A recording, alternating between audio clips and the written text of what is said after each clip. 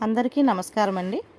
ఈరోజు మనం 1989వ సంవత్సరంలోని చందమామ కథల పుస్తకంలోని 3 ప్రశ్నలు అనే కథ గురించి చెప్పుకుందాము. ఈ కథ రచించింది లలిత గారు. అనుపమ దేశాన్ని విక్రమసేనుడనే మహారాజు పరిపాలిస్తూ ఉండేవాడు. ఆయనకు 2 భార్యలు. పెద్ద భార్య వాసంతి, చిన్న భార్య మాండవి. ఆ ఇద్దరూ ఉండేది వేరువేరు భవనాల్లో అయినా తరచూ కలుసుకుంటూ ఉండేవారు. ఇద్దరి మధ్య సవతి మాత్సర్యం లేకుండా ఒకరినొకరు ఎంతగానో అభిమానించుకుంటూ సొంత అక్కా చెల్లెళ్ళలా ఉండేవారు. ఇద్దరూ మంచి విద్యావతులు, సౌందర్యవతులే. అయితే ఇద్దరిలోనూ మాండవి కాస్త చమత్కార ప్రియురాలు. ఇక విక్రమసేనుడు మంచి కవేగాక హాస్య చతురోక్తులంటే చాలా ఇష్టపడుతూ ఉండేవాడు. అందుచేత ఆయన తన సభాసదులకు చమత్కారపూరితమైన సమస్యలిచ్చి వారి జవాబులు విని ఆనందిస్తూ ఉండేవాడు. అప్పుడప్పుడు మాండవికి సభలో జరిగిన విశేషాలు వినిపిస్తూ ఉండేవాడు. ఒకసారి విక్రమసేనుడు సభలో జరిగిన ఏదో చమత్కార సంఘటన గురించి మాండవితో ముచ్చటిస్తూ ఉండగా మాండవి, ప్రభు, మీరింతటి చమత్కార ప్రియులు, కవిరాజులు కదా, నేను ముచ్చటగా 3 ప్రశ్నలు అడుగుతాను, జవాబు చెప్పండి అన్నది ఉత్సాహంగా నవ్వుతూ.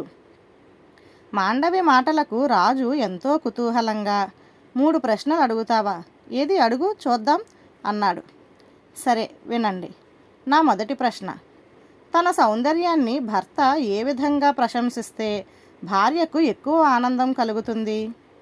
రెండవ ప్రశ్న, ఎంతటి విద్యావతి, సహనపరురాలు అయిన స్త్రీ అయినా భర్త ఒకప్పుడు తిడితే అది భరించలేని అవమానంగా భావిస్తుంది. చివరిదైన 3వ ప్రశ్న, స్త్రీ ఎంతమాత్రమూ సహించలేనిది ఏమిటి అని అడిగింది మాండవి.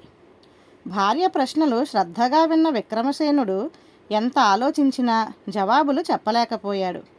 ఏవేవో జవాబులు తట్టాయి గాని అవి ఆయనకే అర్థవిహీనంగా తోచాయి. కొంతసేపు ఆలోచించి చివరకు గడ్డం నిమురుకుంటూ, విక్రమసేనుడు, చాలా గడ్డు ప్రశ్నలే అడిగావు అన్నాడు. మాండవి నవ్వి, మరేమనుకున్నారు, పోనీ రేపు సభలో అడిగి చూడండి అన్నది.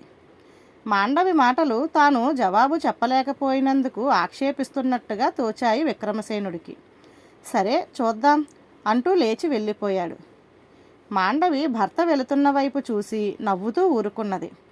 విక్రమసేనుడు తిన్నగా వాసంతి అంతఃపురానికి వెళ్ళాడు.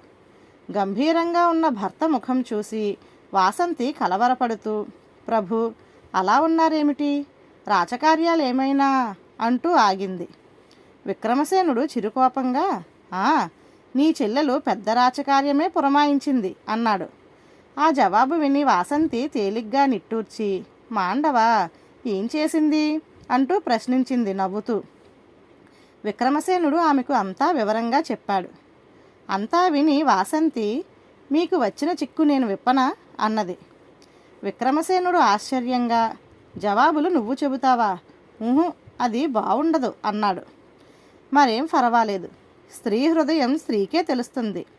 నేను మీకు జవాబులు చెబుతాను, మీరు వాటిని మీరే గ్రహించినట్టుగా మాండవికి చెప్పండి అని మాండవి అడిగిన 3 ప్రశ్నలకు జవాబులు భర్తకు చెప్పింది.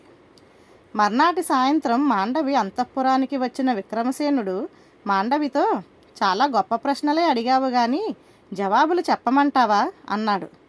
ఆ జవాబులు మీకే తెలిసాయా అని వచ్చే నవ్వును ఆపుకుంటూ మాండవి విక్రమసేనుణ్ణి అడిగింది. అవును అన్నాడు విక్రమసేనుడు బింకంగా. సరే చెప్పండి అన్నది మాండవి. అయితే విను. నీ మొదటి ప్రశ్నకు జవాబేమంటే, తనను రంభ, ఊర్వశి అంటూ ప్రశంసించిన దానికంటే వేరొక సౌందర్యవతితో పోల్చి ఆమె కన్నా నువ్వే అందంగా ఉంటావు అంటే స్త్రీ ఎక్కువ సంతోషిస్తుంది అన్నాడు విక్రమసేనుడు. నిజమే. రెండవ ప్రశ్నకు జవాబు అన్నది మాండవి. భర్త ఎంత తిట్టినా కూడా భరించగలిగే స్త్రీ తోడికోడళ్ళ ముందు కానీ సవతల ముందు కానీ చిన్న మాట అన్నా దాన్ని ఏమాత్రం భరించలేని అవమానంగా భావిస్తుంది. ఇది నీ రెండవ ప్రశ్నకు జవాబు అన్నాడు విక్రమసేనుడు.